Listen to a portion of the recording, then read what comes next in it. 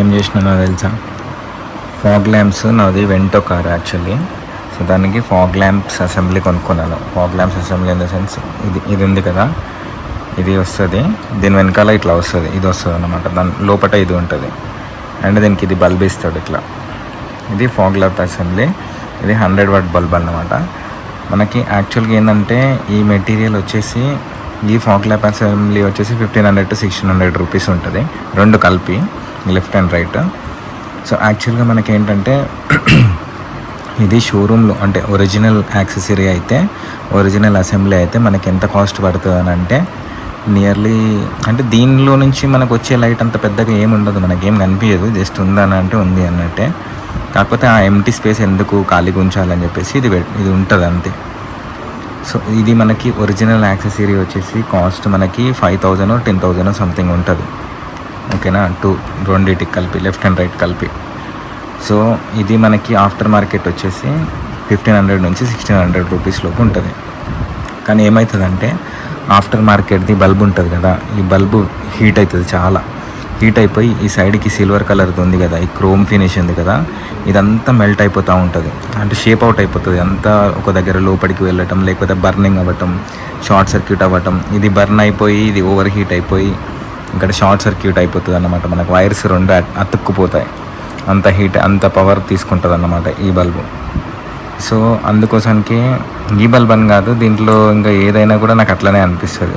Already నేను ఇంతకుముందు ఒకటి ఆర్డర్ చేశాను, అట్లా అయితే రిటర్న్ పెట్టేశాను. మళ్ళీ తర్వాత సెకండ్ టైం కూడా నేను అట్లా చేయాలని అనుకోలేదు. సో అందుకే నేను ఏం చేశాను, ఈ టైప్ ఆఫ్ ఫాగ్ లైట్స్ ఉంటాయి కదా, ఇవి ఆర్డర్ పెట్టాను నేను, ఓకేనా. ఇది 12 నుంచి 80 volts వరకు పనిచేస్తుంది, ఓకేనా. సో ఇది నేను ఆర్డర్ పెట్టాను. దీంట్లో మల్టిపుల్ కలర్స్ ఉంటాయి, కానీ నేను తీసుకుంది వైట్ కలరే. సో ఇది నేను ఆర్డర్ పెట్టింది. అండ్ ఈ ఫాగ్ లైట్స్ ఆర్డర్ పెట్టేసి దాంట్లో నుంచి ఈ వెనకాలది ఇది సపరేట్ చేసేసాను. దీనికి సపరేట్ చేయడానికి ఒక స్క్రూ ఉంటుంది, ఇది ఉంటుంది, ఇది దీంట్లో నుంచి ఉంటుంది యాక్చువల్లీ. ఇక్కడ ఉంది కదా, ఈ రెండు వచ్చేసి ఇదిను ఇటు సైడ్ది వచ్చేసి ఇది వచ్చేసి స్క్రూస్ది.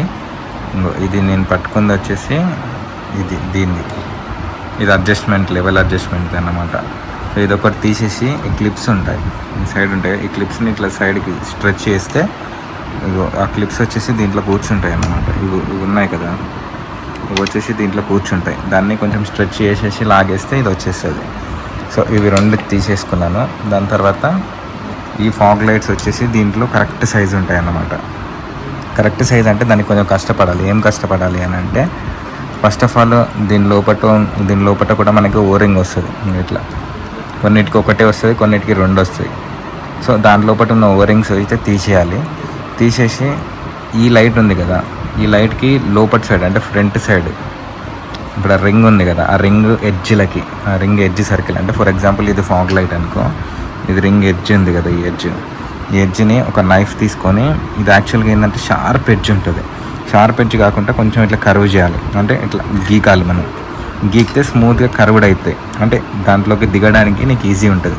సో దీని లోపల ఈ అసెంబ్లీ లోపల ఒక ఎడ్జ్ ఉంటుంది, ఈ ఫాగ్ లైట్కి ఎడ్జ్ ఉంటుంది. ఆ రెండింటిని స్మూత్ చేసి కొంచెం ప్రెషర్ పెట్టి గట్టిగా నొక్కితే దీనిలోకి కరెక్ట్ వెళ్ళిపోతుంది. వెళ్ళిపోయిన తర్వాత ఇప్పుడు మనం ఏం చేయాలంటే, దీనిలోకి వాటర్ లీక్ అవ్వకుండా గ్లూ గన్ ఉంటుంది, ఆ గ్లూ గన్ తెచ్చి మనం మొత్తం దీంట్లో గ్లూ గన్ పెట్టేస్తే, ఇప్పుడు నేను గ్లూ గన్ పెట్టేసి అక్కడక్కడ ఫెవికిక్ వేసేస్తా, ఊడి రాకుండా, మిగతా అంతా గ్లూ గన్ పెట్టేస్తా.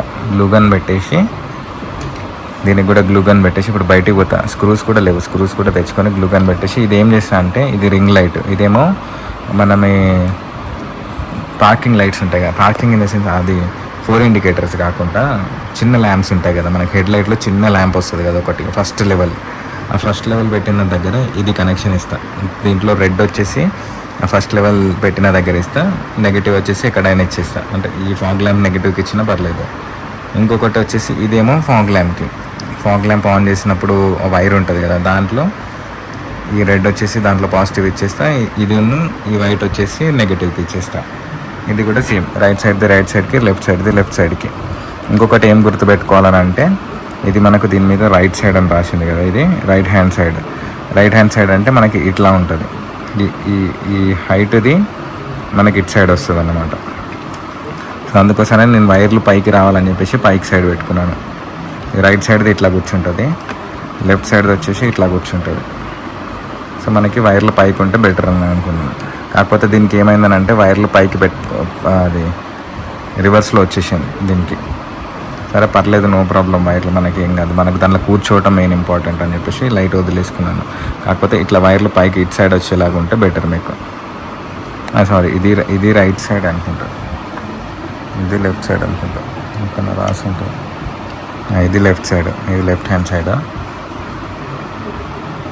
ఇది right hand side. Right hand అంటే ఇది ఇట్లా కూర్చుంటుంది, లెఫ్ట్ హ్యాండ్ అంటే ఇది ఇట్లా కూర్చుంటుంది. సో మనం వైర్లు పైకి తీసుకోవాలి దీనికి, అంతే. సో అట్లా పెట్టేసుకుంటే మీకు యూస్ఫుల్ అవుతుంది, చూడడానికి కూడా బాగుంటుంది, దీంట్లో కరెక్ట్ షేప్లో వస్తుంది మనకి.